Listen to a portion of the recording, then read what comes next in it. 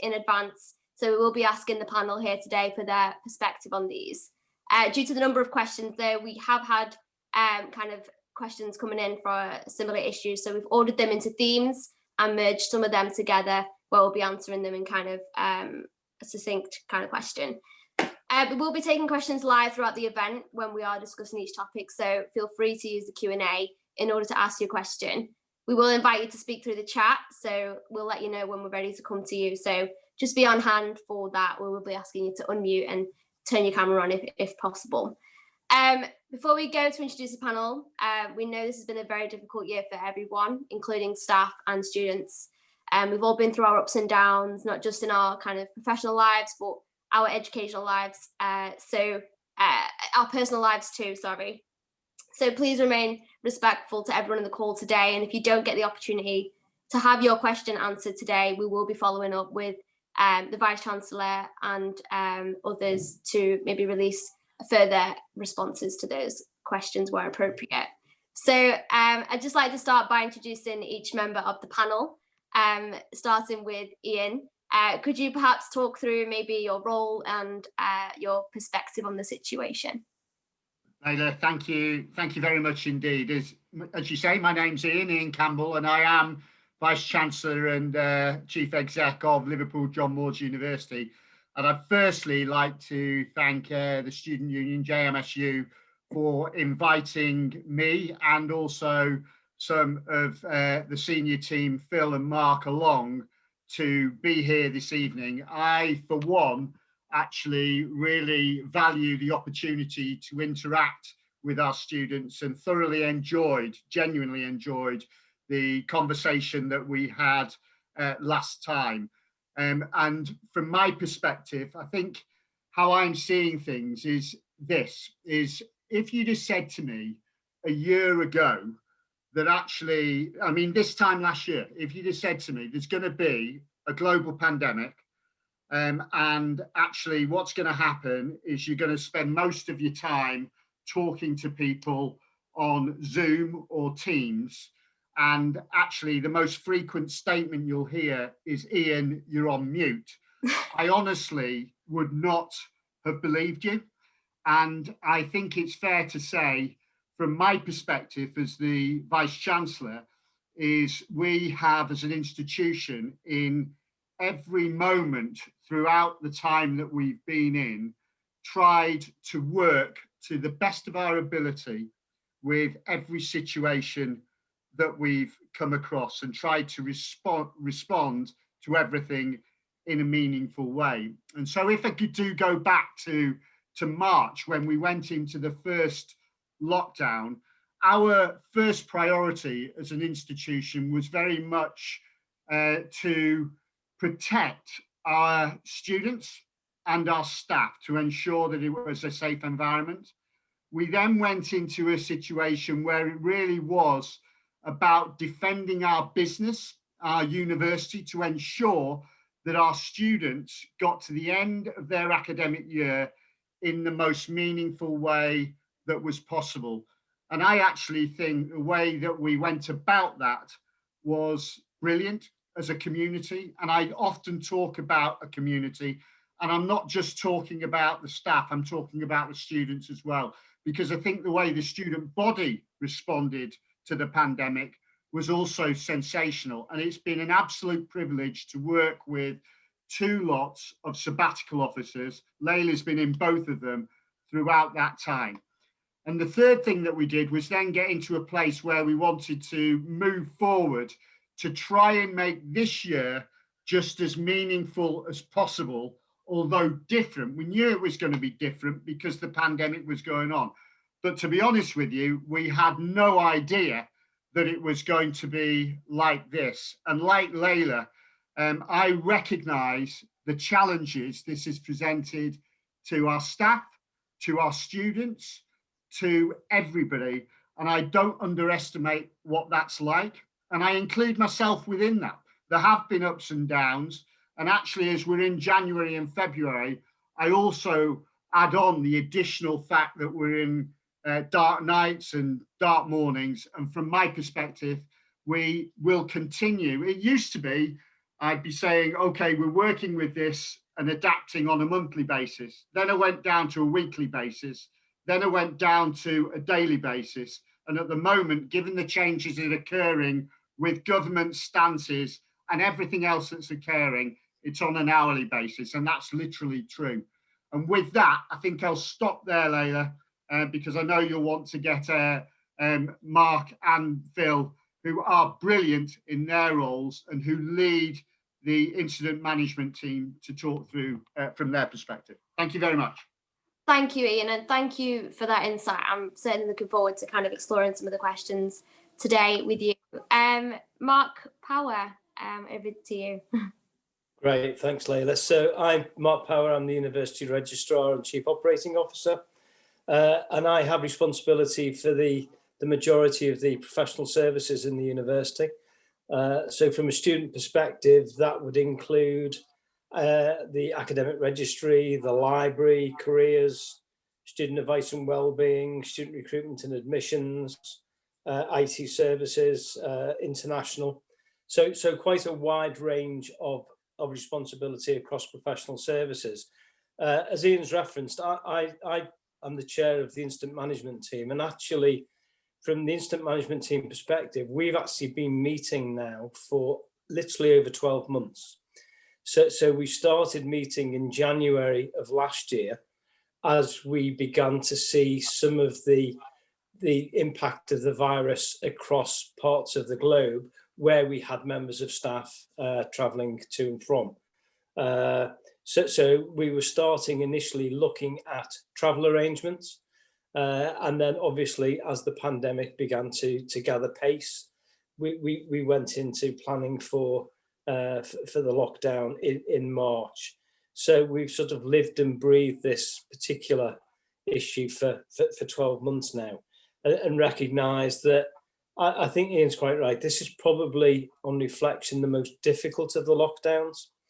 I think the time of the year makes it particularly difficult.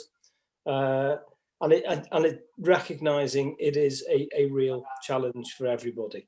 But we are endeavouring to keep the ship afloat, keep the institution moving in the right direction, providing a safe environment where we can. And obviously at the moment that isn't an extensive provision, but there is some provision remaining open in line with government guidelines. And I'll stop there, I think, for the moment. Thank you, Mark. Thank you again for your insight as well. Professor Phil Vickerman, if you'd like to introduce yourself, your role, and kind of your perspective on the situation as well. Thanks very much, Layla, and hello, everyone. I'm Phil Vickerman, Pro Vice-Chancellor for Strategic Initiatives. And my role within the university involves leading a range of projects and activities across the university. I'm presently leading the university estate and facilities, preparing all the on-campus facilities to be COVID safe, and also preparing a lot of our new facilities that we're absolutely desperate to have all students back on campus when we can to be able to utilise. So I do recognise the challenges of accessing the physical campus at the moment under the current pandemic. I also work with Mark on leading the incident management team and the university response to COVID. A little bit about me. My background is as an academic member of staff, as a lecturer. I am a National Teaching Fellow. I'm absolutely passionate about learning and teaching and about student experience. And I absolutely get the importance of face-to-face engagement. And, you know, like all of you, I'm desperate for us to get back on campus as soon as possible. We've got to recognise we're in a global pandemic. We're under government restrictions that are placed on us all in very, very many ways. And, you know, the impact it's having not only on your education and your university experience as students, but, you know, it is touching everybody in all parts of their lives. I'm really glad to be here.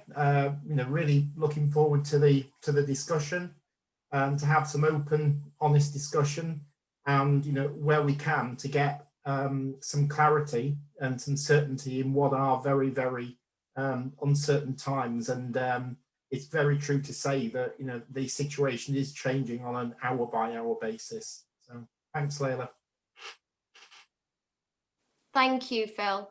And just wanted to reiterate, just to anyone who is watching on Facebook and on here, we're joined with the university senior leaders here today to take some of your questions and respond to some of the things that you've been wondering over the past few weeks. So we're going to kick off with the questions now. Over the next hour or so, we're going to be covering several themes such as tuition fees, accommodation, rent, teaching quality, revised no detriment framework, and generally the student experience as a whole. As mentioned, we have received a number of similar questions, so we've merged them together. Feel free to use the Q&A or the Facebook chat live if you would like to come in and add a question as well. So the first one we'd like to kick off with is tuition fees. So understandably, one of the main questions students have raised is around tuition fees. Students feel that as consumers, they are not getting what they're paid for. And we're interested to know, what conversations have the university been involved in regarding tuition fees, and will students be entitled to a refund or reduction in their tuition fees? So over to any of you who wish to answer that one. If I start, Layla, just to position this and then perhaps ask Mark and Phil to comment, probably Phil first, actually, because he was on a Universities UK conversation this morning, and that may have come up as a topic, and I haven't had a chance to touch base with him since. But certainly throughout the pandemic, since this has been happening and since this has been a major concern for students, which, by the way, I completely recognise, I think it's important to understand that actually we have transitioned predominantly to online delivery, as well as having the face-to-face delivery on certain courses at this particular moment in time. And I understand why students are asking that question, but it's not quite as simple as it might seem in the first instance. The Universities UK are, if you like, our body that oversees everything that's happening across all institutions, essentially has been in close contact with the government, as we have. And so I've been on calls with government and also with Universities of UK to go, what is the correct position to be taking in relation to this particular issue? And so throughout that time, there has been a narrative which started very much that the government actually did not really want us to shift our position as an institution, and the fee regime was therefore not under negotiation. So what we then have done as an institution is that we have put in place and significantly invested in a hardship fund for our students, and also invested in relation to things like IT provision for students, such as the laptop loan scheme and all of that sort of thing. So we, in some respects, are liaising very closely with Universities UK and also the government to try and get a clarity around what we can and can't do in relation to the student fee. I do recognise the concerns that students have, and I said this the last time I was on a town hall event, but I think what I'm going to do now is just pass to Phil, because he was on a call with the Universities UK this morning, and there may have been something that was said there. So I'll pass to Phil. Yeah, thank you, Ian. And yes, I was on a call this morning with probably about 40 other universities across the UK. And as Ian said, the Universities UK are in daily contact with government and the Department for Education. The position as it stands of today is, from the government perspective, they have not made a decision on writing off any student debt or looking to reimburse student fees. Whether that will change, we will have to see. As Ian has said, I think then we have to look at that in terms of, well, what does that mean within the LJMU context, and what are some of the things that we can control around financial support and other forms of support that we can give to our students. And I know we'll talk about some of these other issues as we go through around digital poverty and accommodation and things. Another comment that was made from Universities UK and this has been discussed with government as well, is the tuition fees. And granted, tuition fees are different for different people. The majority of students' tuition fees will be secured through the student loan. Although there are international students, other people that are self-paying. So if there was any remission or reduction in fees, the question is, well, where would that go? It's not likely to go back to the individual student. It may well be something that is compensated on the student loan, because I know that's a question that a lot of students are asking: is will they have money back in their bank accounts? And as I say, it's different for different groups, but the view of government at the moment is that that wouldn't be the case. Thank Mark, you. is there anything that you wanted to add? Nothing particularly to the comments that Phil's made, other than we will pick up some more of the support issues that we're putting in place in further questions, I suspect. Thank you. And we'll be jumping on to kind of a few more questions on that and self-funding students as well shortly.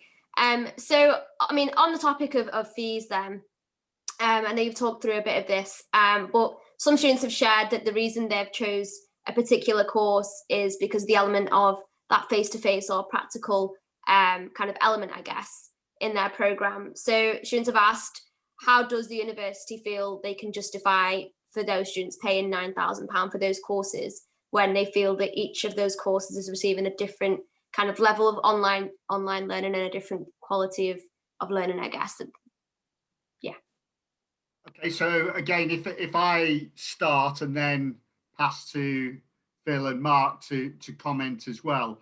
Of course, what we have tried to, I mean, firstly, just to reiterate, Layla, we did not, one, create the pandemic, and secondly, this is the last situation that we wanted. And in an ideal world, I mean, just the same as Phil said, at the centre of my universe, whatever people may think as a result of this conversation and town hall event, at the centre of my universe is our students and the student experience. And my objective has always been that anybody who comes to LJMU deserves to go on a fantastic journey whilst they're here, so that they can go on to do the things that they want to do. And that's both inside the curriculum and outside the curriculum. Now, what I absolutely appreciate is that since the pandemic, this has changed dramatically. And what we have done as an institution is essentially gone, okay, we recognise that the student experience has changed dramatically as a result of a global pandemic. And when this first happened, we've gone, okay, what do we need to do in order to make this student experience a fantastic experience, nevertheless different to the one that they were and are experiencing? And from that time, the Learning and Teaching Academy, in conjunction with all our faculties who basically run our programs, have essentially tried to ensure that all the programs that are being delivered are delivering it in an effective way for the benefit of our students within the government guidelines that exist and within the professional body regulations. And at all points, we have gone back to the various sources to which we have to do to ensure that the quality of what we're delivering is of the correct standard, so that our students are getting a great experience. What I recognise is it's a different experience, but I also recognise, because of comments that have been made from students very kindly at the last town hall event, is they can see what our staff are doing to support them during this time. And the engagement, interestingly, has been very significant during all of the pandemic with the programmes, which is great, truly great. So I think I'll stop talking there and then perhaps ask whether Mark or Phil have something to add.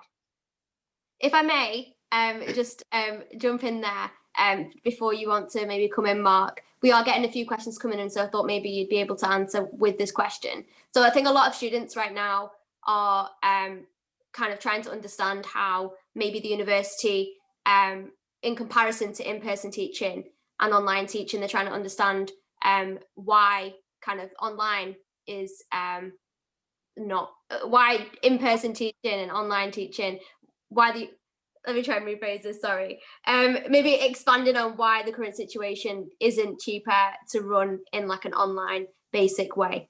So maybe something around that. Yep, sure. So, I mean, again, it may not be what students wish to hear, but I actually would, need, I think, everybody to understand that as a result of the pandemic, we have invested significantly in our online delivery to try and ensure that we have actually delivering an experience that is appropriate, both in the IT provision, but also by adding in support to students and our lecturing staff in terms of the delivery of the programme. So whilst on the face of it, it might appear cheaper, it certainly hasn't been. And I think I'm right in saying the increase that we've put in from, I think, April, May last year to this year amounts to £5 million more than we would have done under the normal experience situation. And Layla, I'll let you pass to Phil and Mark then, and then I get out of the way and you can. No, I just thought if Mark was going to come in, I think obviously we've been in conversations where we've kind of heard and listened to the kind of investment and the things that the university have put in place, and I think it's much easier as an officer team to understand those things and why the university aren't necessarily saving money as a result of students not being on campus. So I just kind of wanted to kind of get some clarification on that, at least for students. I don't know if Mark or Phil want to add to anything that Ian's already added. I mean, perhaps just to add to that, our largest budget cost is our staffing cost. And clearly we are still employing all of the same numbers of staff, in fact increased numbers of staff in some areas to support the online delivery. So those particular costs haven't reduced as a result of the pandemic. We still need the staff to produce the online materials, to work directly with students. So I can assure you all of our staff are fully engaged and working exceptionally hard to try and make what we would all agree is a very different experience, but make it as enriching as we possibly can. Layla, can I maybe just add that, absolutely echo, it's a different experience, and it's not something that any of us, would want. Just in relation to the costs that Ian referred to, there's been significant investment in the facilities and a lot of the practical teaching facilities on site in readiness for when our students can return to on-campus experience. So, we've been ready on several occasions, and been working towards the intention of students being able to return in greater numbers to face-to-face teaching. But the global pandemic and the increasing transmission rates, have impacted that. So, when we get back on campus, all of that, is there to ensure that our students are supported and safe. I appreciate that, will maybe fall on deaf ears, to a certain extent, but I think that's, it's important that we say that.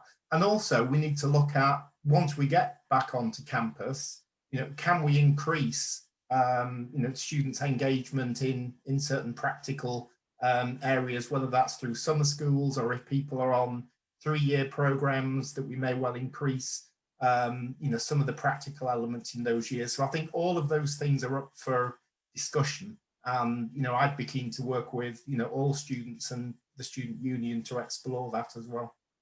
Yeah, absolutely. And as a student union, obviously we've got a part to play in some of these discussions. And whilst we kind of are involved in some discussions with the university, we have been kind of starting that national conversation, just for students to know who may not already. We've started that national conversation as a whole, and we're joining up with student officers around the UK to lobby the government for kind of reduction in fees or some sort of compensation as a result of this situation. So please be reassured that we are doing our best to fight for you, and we're here to make sure that you're here for having a good experience. So just like to point that out as well. Moving on to the next question. So talking about international students, they feel in particular quite strongly on the issue of fees. Understandably, they feel that the situation of fees needs to be addressed separately, both due to the higher fee that they pay and the fact that they're self-funded, which Phil, you mentioned earlier. Students want to know, what is the university doing to support international students, for instance, unable to pay their fees currently, and will there be a reduction in fees for them? Thank you very much, Layla. What I'm going to do is I'm going to go, actually, Mark mentioned that international fits very much in his brief, and I'm sure that he will wish to make some comments around this particular area. I recognise the challenges again that are presented. Actually, it's to all our students. So, Mark, with that, I'll turn to you. Yeah, thanks, Ian. So a couple of points. So we've extended all of our sort of support funding models to include now international students. So previously, some of our funding support was restricted to home students. So we've expanded that, we've extended that. I'll talk in a little bit more detail, I guess, a little bit later about how much additional funding that we've put into that particular fund. Alongside that, I am now going to, as a result of these questions, to have another look at the payment plan that we currently have in place for international students, and come back with, following that review, maybe a revised payment plan option. But we'll certainly take a look at that as a potential way forward. Layla, could I just add something as well? Because I think it's important to understand. Mark, Phil and I are on this call because we genuinely want to hear and listen to what the student body are saying. And I'll give you a demonstration of that. So the last town hall event I was at, I can't even remember where it was, but nevertheless, at that meeting, there were questions raised from an international perspective at that around why some of the support programs weren't available, support packages weren't available to international students. And it was a direct result of that meeting and also working with JMSU in collaboration in the way that we have over the whole of the pandemic, that then changed in the way that Mark has identified. And so there, what I'm saying is that from our perspective, it's really important that we take on board everything that's come in. Not everything will be discussed this evening, I recognise that. But what you have a commitment from the executive is that we will look at all of these things, as we always do, and work with them to benefit the students and the student experience. So this is probably a good point then, just to go into a little bit of detail on the figures there. So the Student Support Fund, which we operate, has available to it £1 million per year. And we've extended that by broadly another £1 million. So there is, I think, obviously we've allocated some of those funds during the first semester, but there's around £1.4 million worth of student support funding available. And we're in the process of communicating the criteria by which students can can access those funds, because the criteria will look quite different as it has done previously, because clearly we've extended the students who are now eligible for that funding. Thank you, Mark. And we've had a question come through on Facebook on kind of the hardship fund from an international student's perspective. They've said, could there be more clarity on what the criteria for the hardship fund is? For instance, some students, such as international students, have been unable to access the fund, which they feel is even more unfair as they pay more. Right. I mean, just can I just make an observation about international students paying more?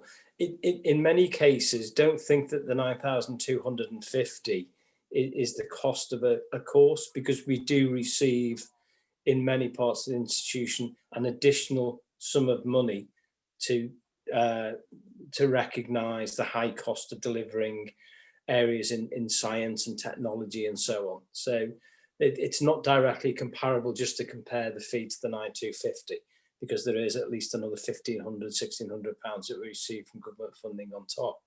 That criteria that I've just explained has now been approved and will be communicated over the next few days to students more widely, so everybody will be able to understand in a very transparent way how this funding is available and how it will be allocated.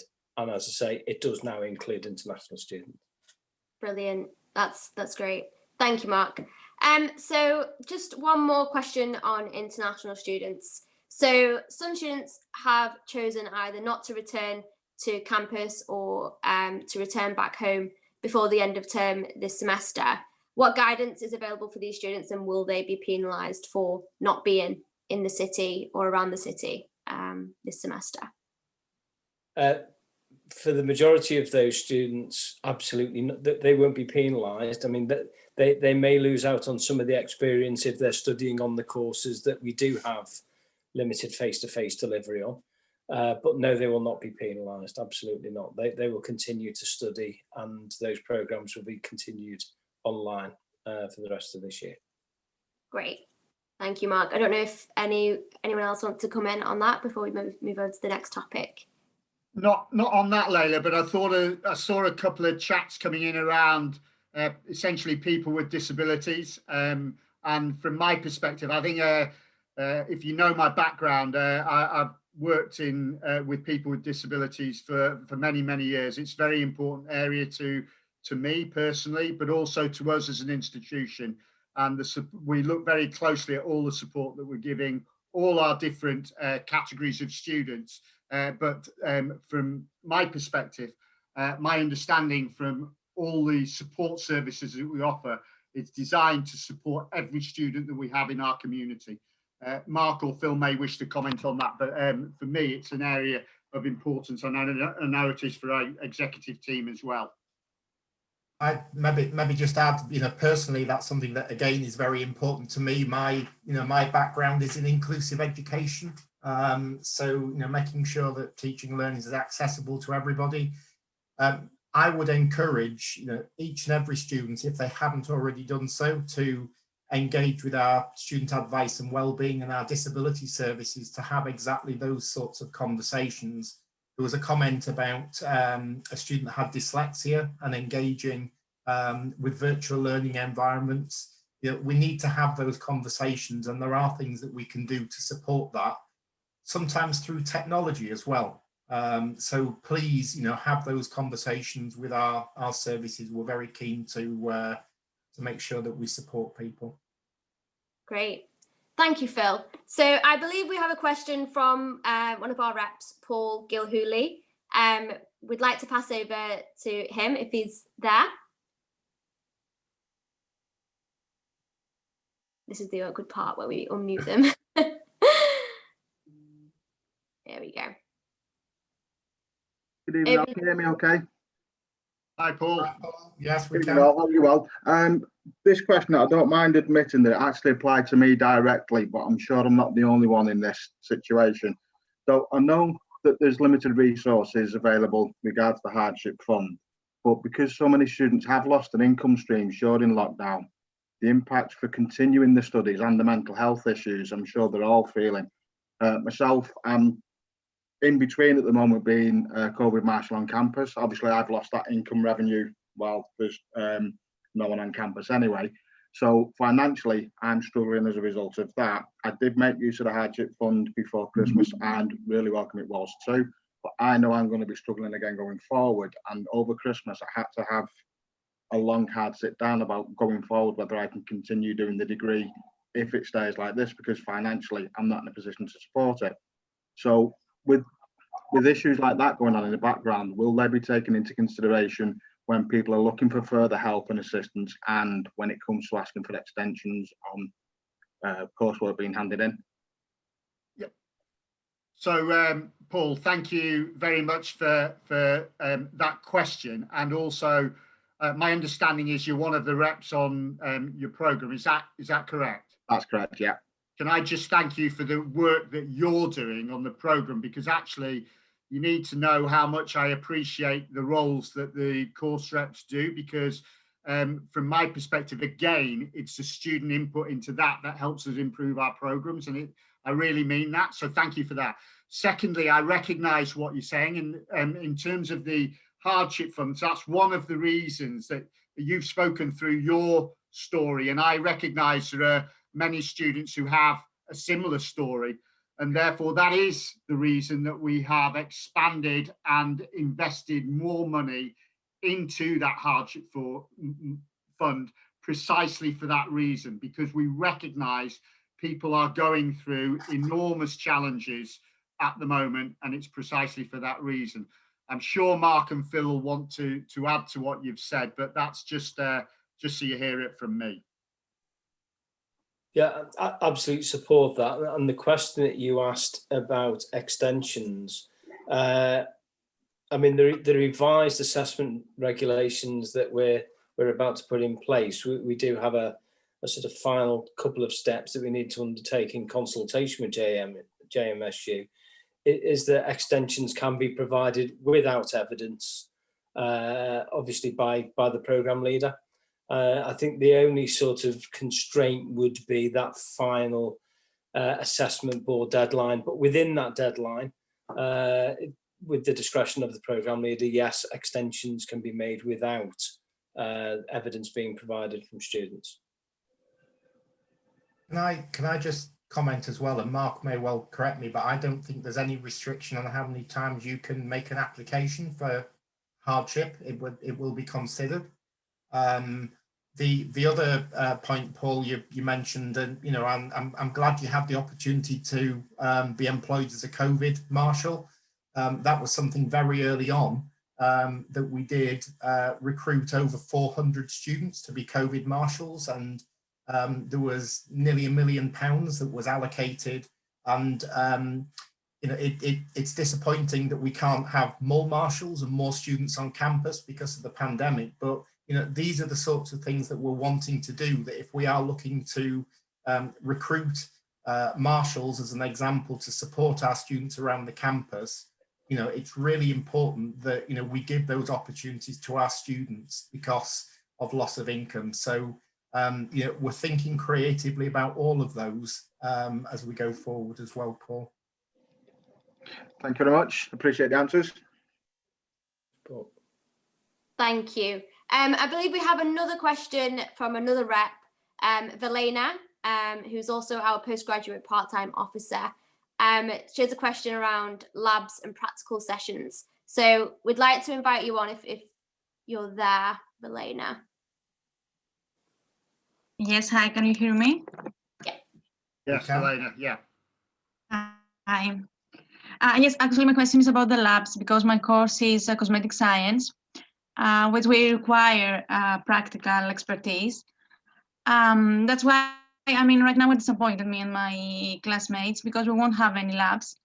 They informed us that we won't have any. Actually, also some of the labs that were postponed in the previous semester now are cancelled. And that's really bad news for us, because we were looking forward to being a lab and we need it. And the question is why we can't have it as the previous semester, because there were measures taken and we all were careful, and why we can't have that as well this semester. Thank you, Verena, for that question. I will start by answering what I know, and then I will pass to Mark and Phil for their comments. But I can't exactly, yes, I know when exactly it was. It was New Year's Eve. I was on a call with the government minister, universities minister, who at that point made it quite clear that the government were going to stipulate which courses could remain as face-to-face and with practical teaching, and those that would not be allowed to continue in the way that they had done in semester A. Of course, our desire as a university was to have as much face-to-face teaching as was possible, as we had done in the first semester. And actually, when we were planning things, we were really planning for everything to be face-to-face in January, because that's genuinely what we all wanted as a senior leadership team. And so we then received, I can't quite remember exactly the date that we received the list of courses, but that list of courses was very prescriptive and actually very limited number of courses. And it was for those reasons that we then had to, sadly, make decisions that there were only certain courses that could run with practicals in the way that you've described. That may be difficult for you to understand and appreciate, but we were at the hands of the government, and we remain at the hands of the government in the way that we can deliver our programs at this moment in time. And with that, I'm going to pass to Mark or Phil to ask if they've got anything additional they'd like to add to what I've said. Thanks, Ian. So the government did issue us with a very clear set of guidelines and indeed lists of programmes that could continue face-to-face.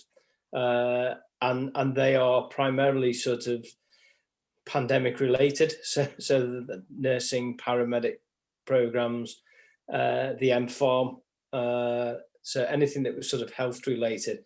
Aside from that, at this point in time, we have no option. We cannot deliver those programs face to face. That's not a decision that we've taken. That unfortunately is a decision of government. So we are operating within those government guidelines at this point in time. Can I maybe, it's a really important question, Verena, and just to add to what Ian and Mark have said, is today in the University UK meeting, and we are in regular discussion with Department for Education and Government about, as soon as restrictions can start to be lifted, and I think return to university will be in a staggered way. They absolutely appreciate, and we've been pressing that the practical elements of some courses need to be absolutely at the front of the queue. That doesn't mean to say other courses are not important, but we absolutely appreciate the issue that you're facing. And as Mark said, we're operating under very, very prescriptive government restrictions. Thank you. So just closing up on the kind of conversation around fees, we have a question from Alex in the chat. So I know there's a question around fees. So I don't know if you want to come in now, Alex Kettle. Hello. Hi, Alex. I know I asked quite a few questions in the chat, so it was more about the fees, because a lot of students I know are feeding back that the quality of teaching is not the same. I know that lecturers have put an unbelievable amount of work in, and so have higher people in the university to invest, but in terms of taking into account student satisfaction, we are saying that the quality is not the same. So where does this leave us in reimbursement of fees? So Alex, the first thing to say really is that in terms of, I'd like to understand from you, not necessarily in this immediate moment, it may not be appropriate to do that, but I'd like to understand where that teaching quality is not of a satisfactory standard, because we are undertaking regular reviews in relation to our everything relating to teaching through our Teaching and Learning Academy. And we're having regular discussions with the Students' Union about that whole area around teaching and learning, and are genuinely believed that that the quality of the teaching was actually in a good place, not without exception. I absolutely recognise that. And in those areas where that's not the case, we are addressing the situation with those particular, whether it be members of staff or indeed programmes. So it would be helpful to understand so that we're able to actually have conversations with people where you don't feel that the learning and teaching is of appropriate standard. So that's my response, and I'd then like to pass to Mark or Phil with anything that they wish to add. Don't Great. think there's nothing. Well. Sorry, yeah, nothing to add, Ian. I think on the back of kind of teaching and learning and I guess teaching quality, we'll jump onto the conversation on, I guess, the no detriment policy and all of that. So during the first national lockdown, we saw universities around the UK adopting no detriment policies and safety nets to account for the change of learning experience on their assessment. Students feel again that this lockdown is having a profound impact on their ability to submit a good quality assessment. And we've seen a few other institutions across the UK adopting similar assessment support mechanisms, such as no detriment policies and safety nets last year. Does LJMU intend on having work in place again? If so, will this include postgraduate students as well? Thank you, Leila. I'll start and then I'll pass to Mark, who's got his phone going off, and to Phil as well. By the way, that's not unusual. It goes off all the time in terms of he's so busy. But nevertheless, if I just start, you know, from the first semester, you know the impact as a result of the discussions you had and challenged us in relation to the no detriment policy. And you also know, as a result of that student feedback that came in and all the work that you did with Claire and Phil, who I understand came along to the last town hall meeting, that it resulted in some real change in our no detriment policy. And I applaud the students and yourselves for coming forward in that way. At all points, we have been in line with government guidelines, and at all points we consider where we're at relating to no detriment policy and our safety net policy. And I know from a meeting that I had this week with our directorate, which is basically our 6 senior leaders in the university, that this is front and central to the work that Claire is doing.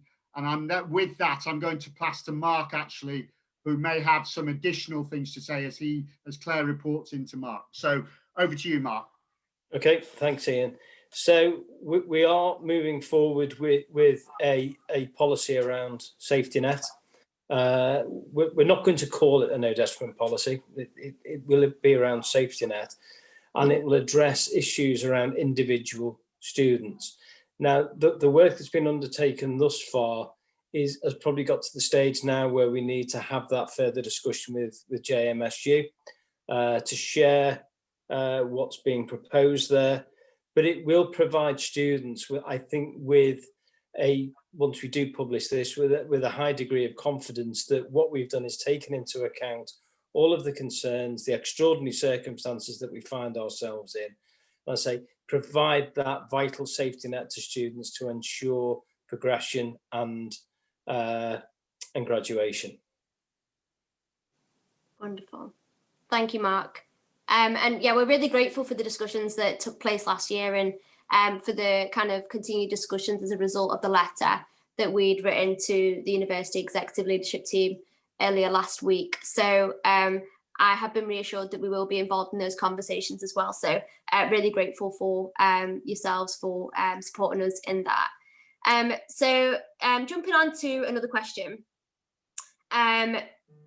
Some students have asked, what's in terms of kind of digital poverty and access to tech, what support is there for students with poor connection and no access to technology for their assessments and online learning?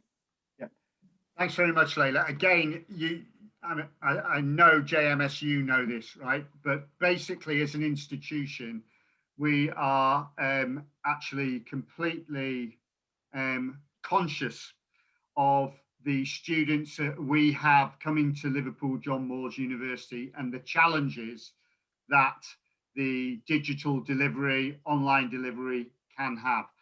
And as a result of that, what we've then done is actually try to consider the things that we can do in order to address the issues that you've just raised. And again, I know that both Mark and Phil will have some comments that they would like to make, but I know that our information and technology, our IT systems team have been doing a vast amount of work in that area, as our academics have as well. And so Mark, Phil, I don't know if you'd like to comment on digital poverty and what we've been doing there. Yeah, if I could start perhaps and then just hand over to Phil. So right at the start of the academic year, we invested £1.5 million in providing laptop vouchers for, I think we distributed over 1,500 to students, recognising the challenge of digital poverty. That was done on a criteria basis. Alongside that, providing students with data bundles to enable them to access the broadband. We're planning to continue that process, and we've allocated and put that sum of money into our projected forecasts. Alongside that, we undertake a sort of a swap out process every 4 years of student machines and libraries. And we've been working with a community organisation to provide those PCs on a refurbished basis to wider communities. And we're going to repurpose many of those pieces of kit now back towards our own students in recognising the challenges. Alongside that, of course, we've kept the two libraries open on extended opening hours, and they're available to students on a bookable basis, just to try and provide that level of infrastructure. But we do recognise the ongoing challenge of students not having access to either kit, data itself, or the appropriate spaces to study. Just one other area. Mark's covered everything really later that I was going to mention, but I am aware, excuse me, in sort of September, October, November time, for students that were in accommodation, there were significant concerns, in particular student halls around internet quality and bandwidth, and our IT team did have discussions with those various accommodation providers, so they're reaching out to provide them with assistance in terms of capability and capacity. Appreciate not all students will be in accommodation, but that's just another maybe example of what we've been trying to do at a local level to respond to a lot of different requests and needs around digital poverty. Absolutely. And if I may add to that, I think from the perspective of the Students' Union, we've seen a lot of changes as a result of the feedback that students have given, and Phil's just kind of covered some of that. I think for the in the call who are like struggling with access to IT or poor connection or anything like that, please do get in touch with the university or ourselves, and I'm sure they will be kind of willing to support and address that. So I guess speaking of accommodation, then that's kind of one of the key, one of the key issues that students have been kind of coming to us and asking for us for support on. Students have been told by government not to return to their term time accommodation, and now they're expected to pay for rooms that legally they're not allowed to do so, as we know. So one student mentions that the Office for Students has encouraged universities to consider how they might support students by engaging with private accommodation providers. We understand LGMU don't own any of their accommodation, but students are still interested to know what arrangements have the university made to support students with rent at this time, and will be entitled to a refund. So over to any of you. Thanks, Layla. I think I'll pass to Phil and to Mark for their commentary. But just to say, one of the things that we do, we're in continual contact. Not me personally, but we, Mark, Phil, others are in continual contact with our accommodation providers on all sorts of different things, and not only just their provision of accommodation for students, but also how they're supporting students within their accommodation as well. I know that's not the question that's asked, but I think it's just important to say that. I think with that, actually, I will, rather than waffle, I just prefer to go to Phil and Mark and just ask them for their comments around this particular issue, because they're in closer contact with them. Whether Mark wants to start. Yep. Mark, or, okay, Mark. thanks, Phil. So if I could start on that, obviously we have a relationship with a number of the private providers. The biggest one is Unite, and they have made some steps to provide students with an option around their accommodation. The other one is Roost. Again, that they've made some options. We are endeavouring to put some pressure on all of the providers. We think it's appropriate that the providers do recognise the situation that students are in and trying to be as flexible as they possibly can. We're also in a position of being very clear with providers. It's an expectation that they are flexible with students, and whilst we're in contractual sort of discussions with those particular providers, just to try and ensure that in future we're only pointing students in directions to those providers who have been flexible. It becomes much more difficult within the private rented sector in terms of housing, but again, through Liverpool Student Homes, we're working to provide information to landlords and the large accommodation providers on what each other is doing to support, just to try and sort of gain some momentum around peer pressure. That they're all commercial providers. They obviously want to maintain a foothold in the market. So we are trying to put as much pressure as we can on each of those providers. Alongside that, recognising, of course, the challenges around rent and so on, that it was one of the sort of core reasons that we did extend and have put the extra £1 million into the Student Support Fund. I don't know if you wanted to say anything else, Phil?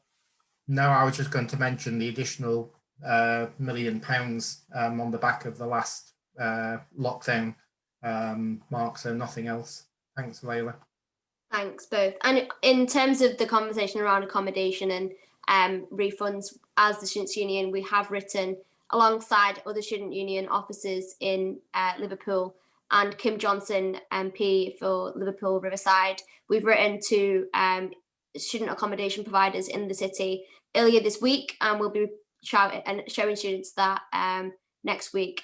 So we have heard back from one who has mentioned that they are going to engage in a discussion with us next week. But just to let you know that as a students' union, we are also lobbying for refund of rent as well. So just so you know, Layla, I just know how important this is to students. So please don't underestimate that. It is again a continual conversation that I have with the senior leadership team to go, what is it that we can do and how can we put pressure on?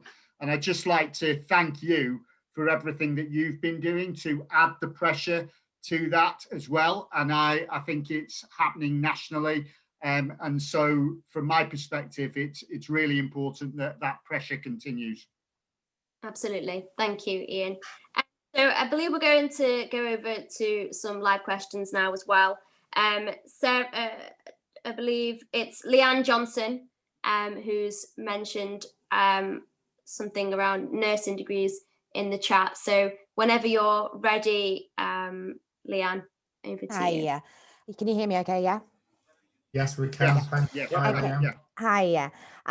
So I basically wrote was nursing degrees have been impacted severely, and some of the cohorts have lost a full year's placement due to our course going on theory only. We understand why this happened, but now there's a concern that students have to catch up 2,300 hours to meet NMC requirements.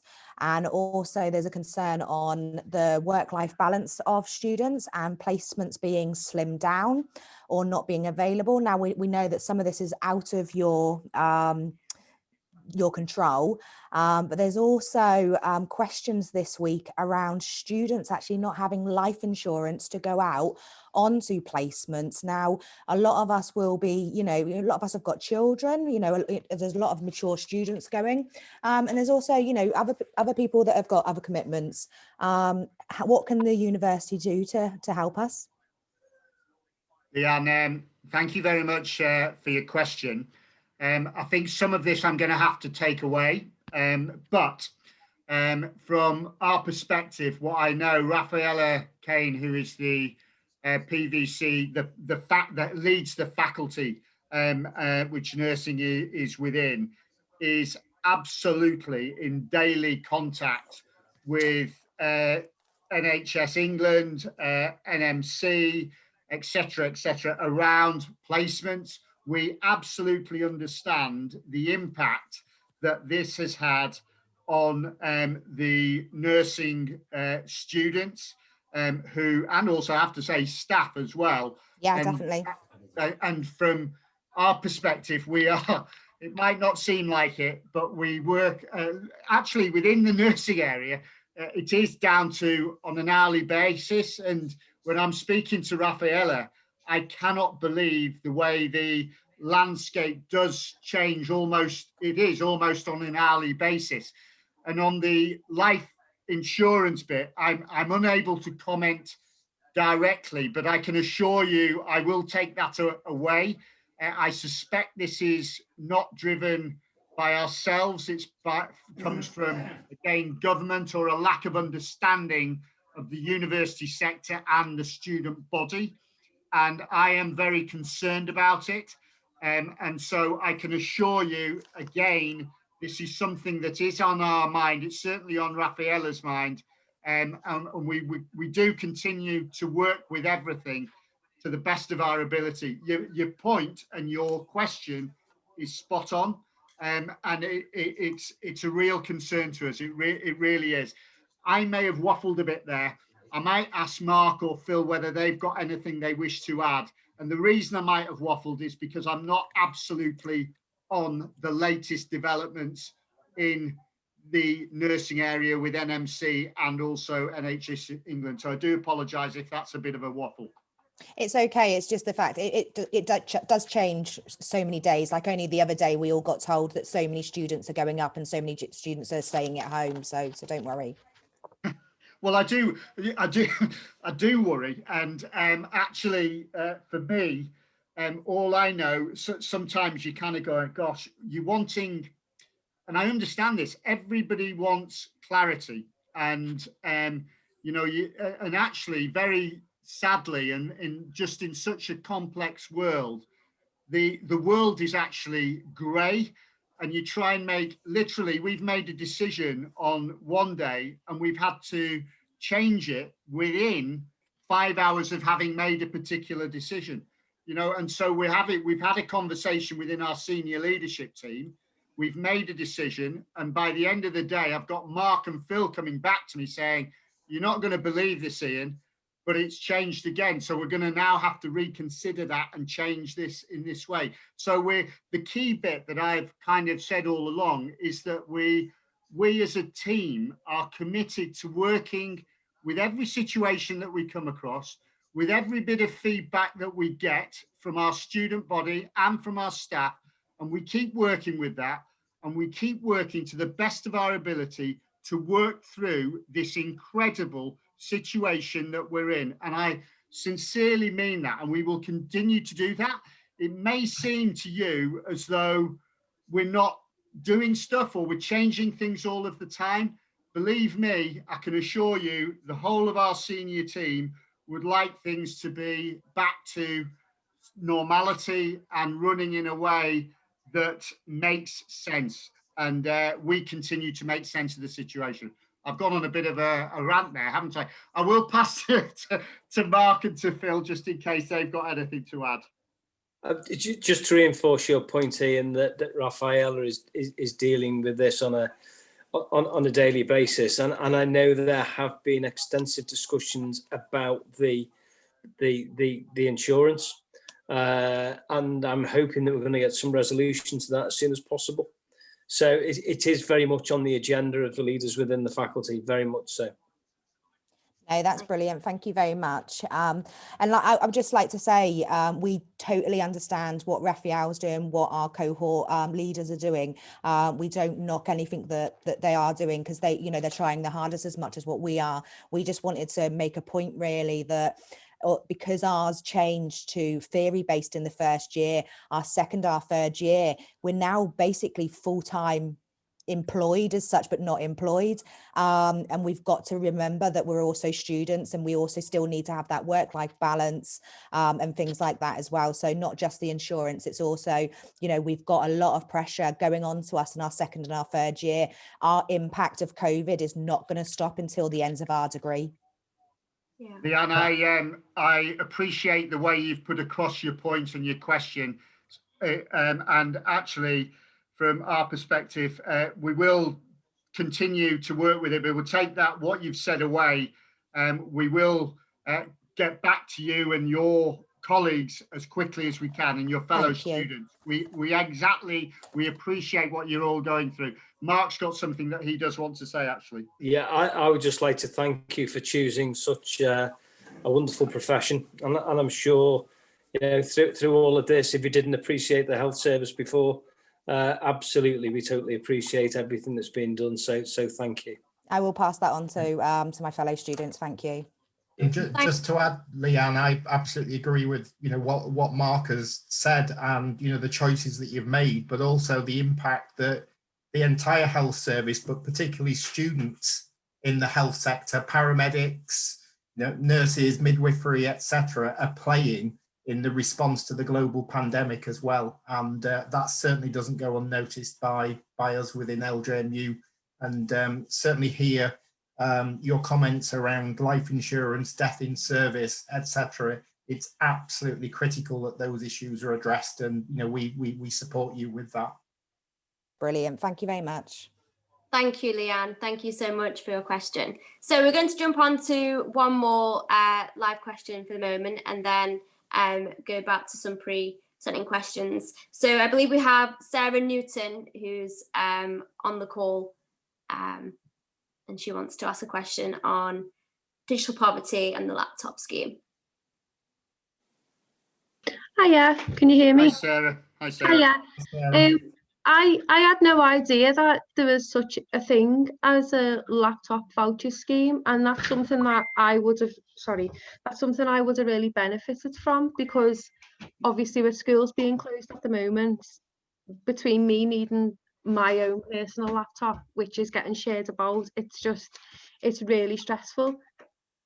And I never see mature students. I feel like I never see them being like mentioned or represented anywhere in the university, and I don't live in halls, and I appreciate what those students are going through. It's awful. That doesn't apply to me. Same with international students. I don't feel like mature students are represented, and the additional, you know, difficulties that we're facing at the moment with our home life and our responsibilities. I just don't feel like they're maybe being taken into account fully. Okay. Well, firstly, Sarah, thank you for your comments. And I can assure you that mature students are extremely important to us. From our perspective, anybody who enters the LJM community is important to us, anybody, and that will remain the case because it's, as I think I started off by saying, that's the reason that I'm in this particular profession, is that it is all about anybody who decides to engage on a particular program at LJMU, wherever they come from, whatever stage they're at in their life or career. So that's the first statement. The second statement is, okay, it's quite clear that you weren't aware of a particular scheme that we have operating, and I think we need to just take that away. And how can we promote things? We have tried to promote the schemes across our whole community, but quite clearly it's not landed with you. I know it has landed with others, but as you've identified, you were not aware of it. So that is an issue for me, and we need to try and find ways and mechanisms to connect with all our students. And I suspect you won't be alone in terms of not having sight of that particular scheme. So I will take that away as a result of what you've said. And I would encourage you, because JMSU have been fantastic on every front of bringing to us some of the issues affecting any students. And I would encourage you to engage, as you are this evening, with the university and also with JMSU, because in that way we continue to move forward on every front, actually. So with that, I'll pass to Mark and Phil to see if they've got anything that they wish to add to what I've said again. Yeah, the scheme was open to all students, but I think the message there is around our communication. So we'll certainly take that away and see what we could do. Thank you. If you get in touch with Layla, who can get in touch with me, we'll see if there's anything else that we can do. Okay, thank you. Thank you. Can I just add that I just saw it in the chat, Sarah, from Paul, who asked a question before, that there is also a mature student network. And I think, as Ian was saying before, we just need to keep talking and sharing all of our experiences like this, because people will interact and engage with the university in many different ways. So, it's certainly not gone unnoticed what you've said, and we'll certainly take that away and reflect on how we're supporting students as well. Okay, thank you. Thank you, Sarah. As has been mentioned, we have recently introduced our new Mature Students Network. I believe Megan, our VP Community, has just posted that into the chat. So please do engage with that. There is 7 brand new network pages, or 8 brand new network pages, which you can join on Facebook as well, where you can find other mature students and interact with them there. They are brand new. So yeah, if anyone does identify with any of those groups, we do have 8 new network pages on Facebook. So yeah, finally, I mean, on the topic of communication, we do have some pre-submitted questions on communication, both locally and kind of as the university. So one student feels there has not been communication has not been there between the university and its students. For instance, many have said that they have not received timetables ready for next week. How do you anticipate to improve communication going forward? As well as, I might just bring in the other question as well, around kind of on a local level. There's a student who says, I'm unhappy with my course and unhappy with the lack of communication from my course leader. What do you suggest they do next? Okay, Layla, thank you very much for that. I guess the first comment would be this, before I do again pass to Mark and Phil for their comments.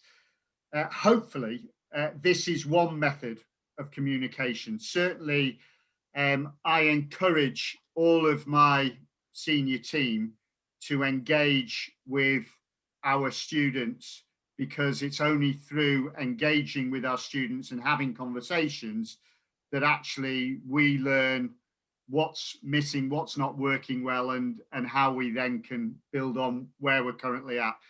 And you've raised with me in the past that communication isn't as effective as it could be. And I know that you're meeting with Janet Martin on a regular basis to ensure that our communication is becoming better than it was previously. So I know that we are working on that. And so from my perspective, we are in a position where I agree that we've got to try and ensure that both the communications that we put out there are relevant to our students and that they're landing with them in a meaningful way. That's not to say that we haven't been doing anything. We absolutely have. And during the pandemic, we've built our microsite, and actually we hope and have hoped that that is a way that our students will engage with us, as well as us putting out messages ourselves, and also with your help through JMSU as well. And with that, I probably missed a bit of the question, but I've forgotten what it was. I couldn't hold it, but I'll pass to Mark and Phil first, and then I'm sure you'll come back to me anything I've forgotten to answer. I mean, just on the communications, I mean, Janet is our supreme expert in this field that utilises as many of the channels that we possibly can. We're not just emailing students, we're using social media, we're using as many channels available to us. I guess we need to reflect at times on the timing of messages, the volume of messages, and making sure that we get some feedback that the messages are hitting the right student communities at the right time. So yeah, there's probably always room for improvement in there, but I do think we have all of the right channels in place to hit those sort of student comms in an effective way. Layla, I've remembered what Phil may wish to comment, but I've remembered now what the second bit of or another bit of the question, which was somebody rightly had asked. They basically said they don't feel the communication from within their academic program was being undertaken in an effective way. Now, certainly one method and I don't know how well our student population use the course representation system that's available to them, but certainly in the past, I know that's been an effective way of engaging with the program and improving the communications within courses. But it's also, of course, a message that I can take away to the team, so that it's both coming from bottom up, from our students within the programs and within the courses, and also it's coming from me, because something that I say at the start of every year, the key for us is to continually communicate with our students, because actually when you're doing that and people feel informed, then it takes away a lot of what I consider to be, if you're communicating and talking to people on a regular basis, they go, okay, I now understand that. So if I give you an example of that, certainly in the past, and I am talking about a long way in the past because I'm quite old now,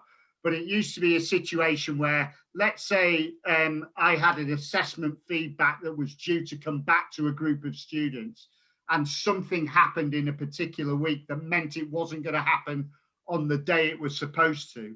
I would ensure that I would meet with the students or have a conversation with them so they knew what was happening. And for me, that took away a lot of the issues associated with whatever the communication issue was. And so I'll take that away and ensure that I communicate that with our leaders, both in our heads of school, directors of school, and also our program leaders as well. So thank you for the question. Can I just quickly comment as well, Layla, that absolutely take on board, communications it's very, very complex. There's a need for a range of methods, absolutely. our microsite that we have, which you can access from the front page of the university web pages, has a whole microsite for students. There's a vast amount of detail on that, and we've tried to segment that in a way that is meaningful. But as we know, the complexity with the pandemic, our microsite is larger even than our university website, with the amount of information. So I think there's a lot of information going out, but certainly, we've had discussion with yourself, Leila, and the officers recently around communication and trying to segment messages, and also understanding through the student union and yourselves as students, what are the important issues at a particular point in time as well. So, the digital poverty as an example, accommodation, etc., etc. So we are trying to work with you in terms of how we can get those messages out. So, and it's always important we hear these things back as well. Absolutely. Thank you. And we did include kind of communication under our letter to the executive leadership team last year. And as a result of that letter, we have engaged in further discussion on that. So I'm meeting more regularly now with Janet, who is the University Director of Comms. So we will be kind of exploring that a bit further as well. So speaking of, I guess, course reps and kind of communication, we do have a message from one of our reps, Sophie Eccleston, who has a further question on communication, I believe in the chat box. It's a tough one, which shares her experiences. I don't know if she wants to kind of come on in the call, and then we'll wrap up with one final question. Hi, Sophie, can you hear me? Yeah. That's fine. You have to ignore this noise. I'm on a train home from a 12-hour shift. It's a little muffly. Are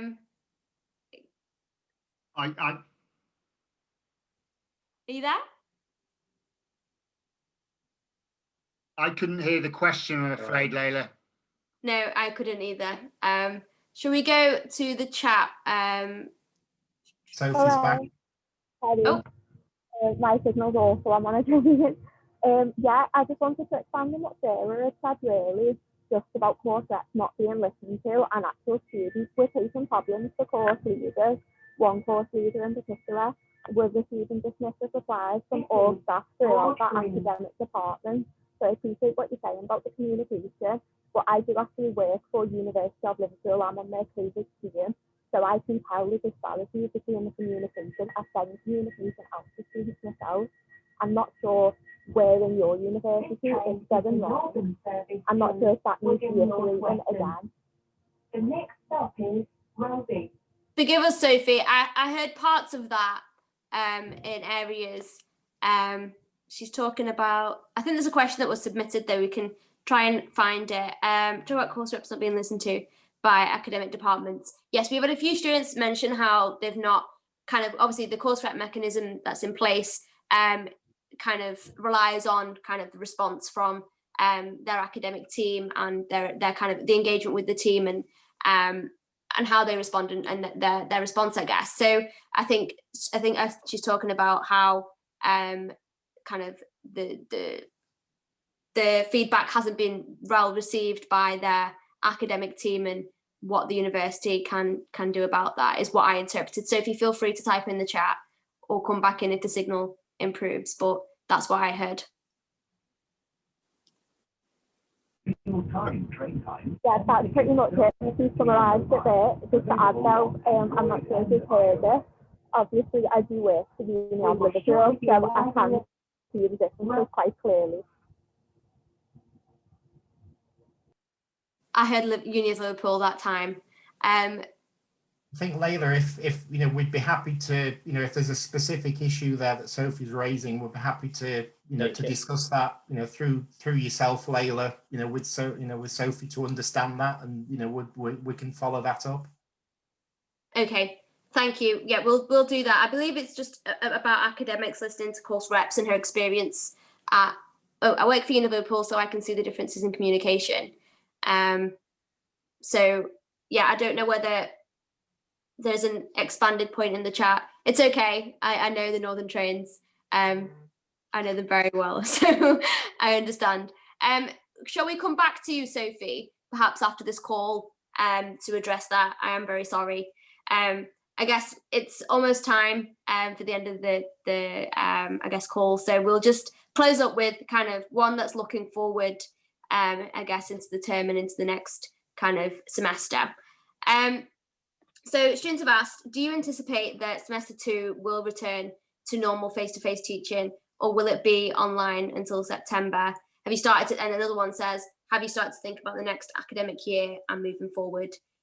Students would like to see maybe some risk assessments for face-to-face teaching, and asked if that would be possible, as it would make students feel more confident going into sessions and provide some guidance on what to expect. So a few questions in one there, but our final one for today.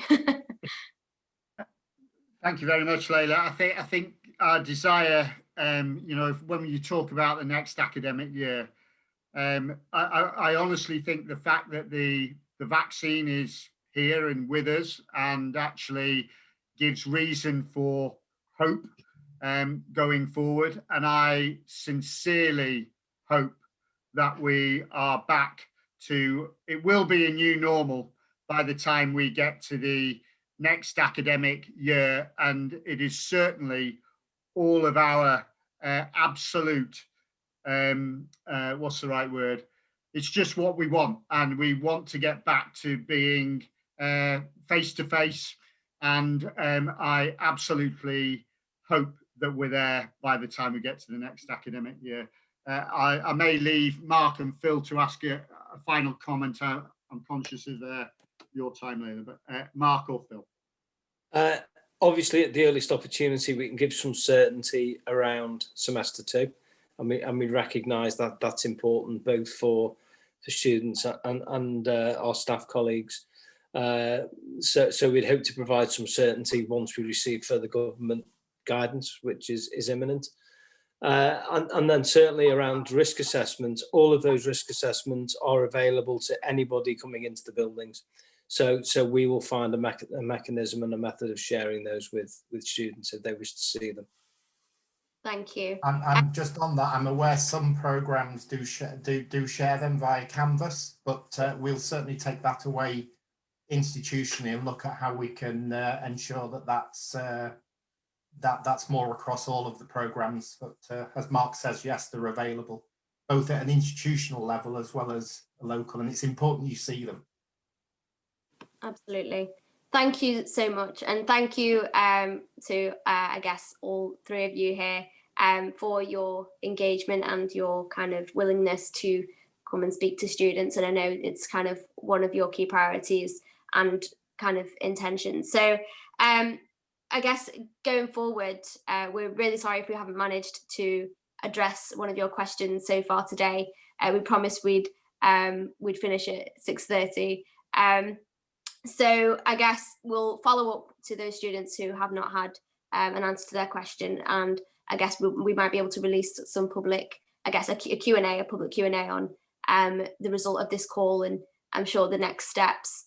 I'd just like to finally say thank you again to all the students who have engaged in this call today, whether you've submitted questions or just sat and watched. I guess I think it's really important that students get that insight to kind of the senior leadership team and hear directly from them, because as student officers, that's what we kind of do daily and engage in conversations just like this, just behind the scenes. So thank you, Ian, Mark and Phil, again for I guess your appearance here today, and I'm really excited for more. Could I just thank on behalf of all of us, all the students who are on this call, although I can't see everybody. I'd just like to thank you for engagement. Thank you for your questions. Thank you for your comments. And we will take these away and consider them fully, as we always do. I'm really grateful as well, Layla, to you and your team for everything that you do. Thank you very much. Thank you, Ian. Thank you again. Thanks, everyone. Bye-bye. Bye. Bye all.